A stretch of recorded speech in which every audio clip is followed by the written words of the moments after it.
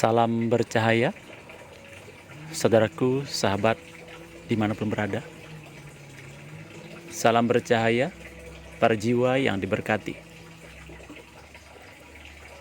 Di dalam kehidupan ini, tidak jarang kita melakukan kesalahan-kesalahan. Dan sayangnya sekali, kesalahan yang kita lakukan itulah yang menyebabkan karma baik yang pernah kita lakukan itu semakin terkikis.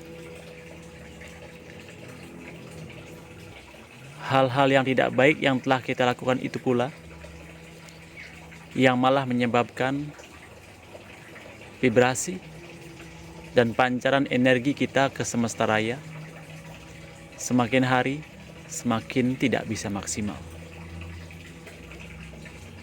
Dalam kesempatan ini, salah satu hal yang menyebabkan kenapa energi kita sering naik turun, kenapa frekuensi kita cepat turun, dan kenapa permohonan kita belum terkabul sampai saat ini, itu rupanya karena ada ganjalan, dan ganjalan itu bernama prasangka.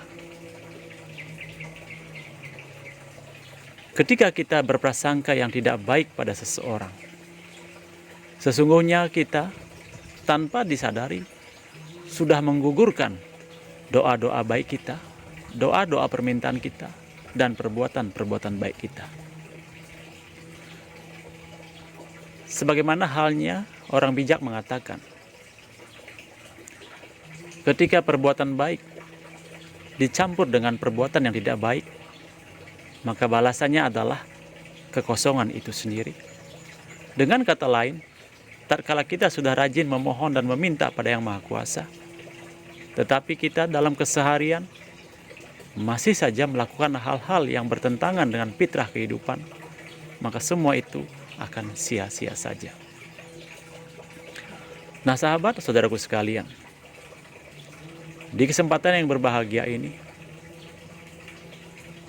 dengan niatan dan maksud yang tulus, saya ingin membagikan cerita dari seorang guru. Dan cerita ini yang selalu saya jadikan pedoman dalam kehidupan sehari-hari.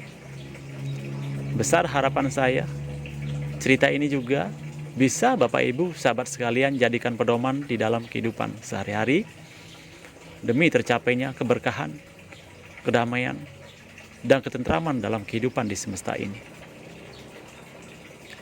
Suatu ketika, ada seorang petapa suci yang hadir menghampiri salah satu rumah penduduk di sebuah desa. Sontak pemilik rumah merasa bahagia dan senang karena dihadiri oleh seorang petapa yang baik hati. Tanpa berpikir panjang, pemilik rumah langsung mempersilakan petapa tersebut yang kelihatan saat itu betul-betul sangat kehausan dan kelaparan. Lalu petapa itu dipersilakan duduk di teras rumah. Dan ibu pemilik rumah yang awalnya lagi sibuk merajut pernak-pernik perhiasan, sontak langsung bergegas pergi ke dapur untuk mempersiapkan makanan untuk petapa ini. Singkat cerita, ibu pemilik rumah ini keluar bersama menantunya membawakan hidangan untuk petapa ini. Petapa merasa sangat senang dan bahagia karena bertemu dengan warga, penduduk dan masyarakat yang sangat perhatian sama dia. Namun belum sempat makanan dan hidangan itu dicicipi, tiba-tiba ibu sang pemilik rumah berteriak, "Di mana perhiasan saya? Di mana batu mutiara saya? Kok tidak ada?" Melihat teriakan itu, anak dari ibu ini pun keluar, bertanya pada petapa itu, "Maaf, Bapak tua, adakah engkau melihat permata dan mutiara dari ibu saya?" Petapa ini bilang, "Maaf, saya tidak sempat melihat. Saya tidak melihatnya." Ketika petapa ini bilang tidak melihatnya, sontak anak ini berteriak lebih kencang lagi dengan nada yang marah-marah. "Bagaimana mungkin kamu tidak bisa melihat? Bagaimana mungkin kamu tidak melihatnya? Sudah jelas-jelas tadi kamu di sini yang duduk dan tidak ada orang lain. Berarti permata dan mutiara itu hilang. Jangan-jangan kamu yang ambil. Petapa ini pun tetap diam dan tersenyum sambil menundukkan kepalanya. Dengan sikap itu malah memancing amarah dari anak ibu ini. Lalu dia mengambil sebatang kayu dan dipukulkan pada petapa ini. Sang petapa tetap diam, tetap tidak membalas dan menerima pukulan-pukulan itu. Di saat bersamaan ada seekor angsa putih yang sedang berputar-putar, berlari-lari melingkari petapa ini, seolah-olah melindungi petapa ini. Tapi karena amarah dari seorang anak yang menganggap bahwa mutiara itu hilang karena diambil oleh petapa ini, menyebabkan petapa ini semakin dipukul, semakin keras, dan tanpa disadari pukulannya meleset dan mengenai angsa putih yang sedang berputar-putar mengelilingi petapa itu. Singkat cerita, angsa itu pun mati karena pukulannya. Nah, melihat kejadian itu, petapa ini merasa sangat sedih dan kasihan. Karena melihat ada seorang manusia yang begitu teganya, menyakiti jiwa lain, tanpa dengan perasaan, tanpa dengan kesadaran hati yang hakiki. Dengan kejadian ini, sontak anak laki-laki ini bertanya pada petapa, "Tolong jawab, kamu taruh di mana mutiara itu?" Petapa ini pun tetap diam sambil tersenyum, memandangi makanan yang dihidangkan, namun belum sempat dia cicipi. Karena semakin keras teriakan anak ini, maka petapa pun menjawab, "Mutiara itu tadi dimakan oleh angsa putih itu. Karena ketika ibumu buru-buru ke dapur, perhiasan pernak-pernik dan mutiara itu sempat jatuh.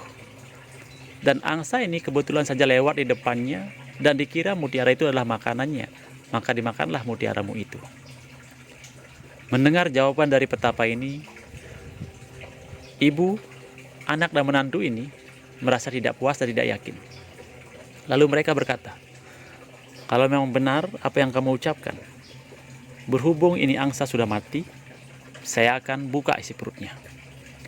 Berselang beberapa menit kemudian, ternyata betul mutiara itu didapati di dalam perut angsa tersebut. Lalu anak ini bertanya, "Wahai bapak tua, kenapa tidak dari awal kamu mengatakan bahwa itu mutiara dimakan oleh angsa?" Petapa ini menjawab dengan tenang. Beliau bilang, "Saya sengaja tidak bilang kalau mutiaramu itu dimakan oleh angsa tadi. Sebab saya tidak akan sanggup melihat ketika kamu menyakiti seekor angsa tersebut. Nah, berhubung sekarang angsanya sudah mati, makanya saya bilang dan ceritakan padamu." Sontak ketika mereka mendengarkan ucapan itu, mereka betul-betul merasa bersalah. Mereka minta maaf pada petapa itu semari menyuguhkan makanan yang disiapkan. Petapa pun berkata, "Baiklah, segala bentuk permintaan maaf dari kalian aku maafkan. Dan terima kasih sudah menyambut kedatanganku." Tanpa berpanjang kata lebar, petapa suci ini langsung berdiri, bergegas, berpamitan, mau kembali ke tempat pertapaannya.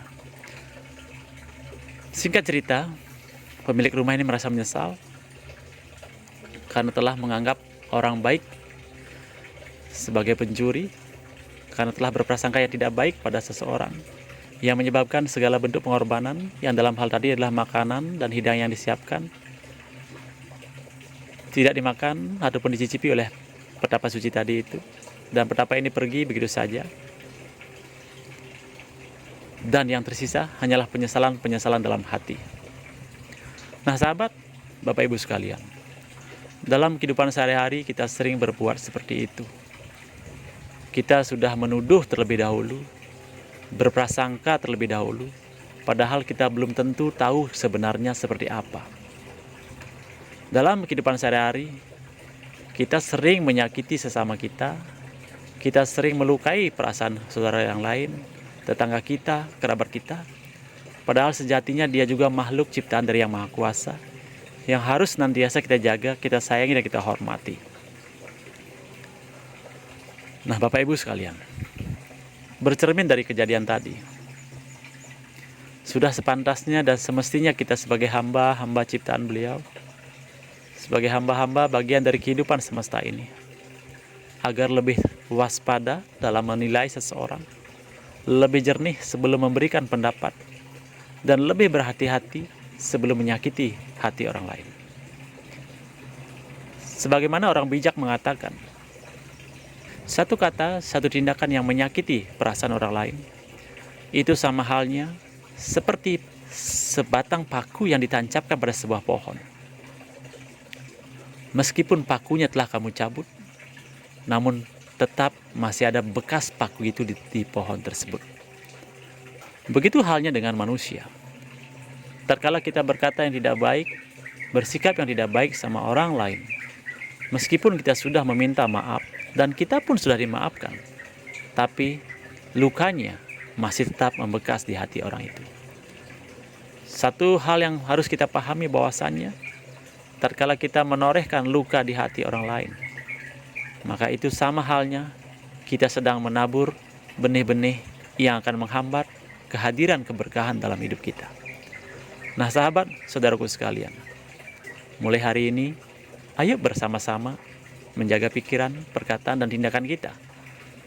Kendati pun kita terpaksa harus berprasangka, ayo berprasangkalah yang baik, karena segala sesuatu yang harus terjadi di dunia ini, itu tentu atas sepengetahuan, seizin, dan restu dari Tuhan Yang Maha Kuasa. Salam jiwa tercerahkan dan hidup merdeka. Rahayu.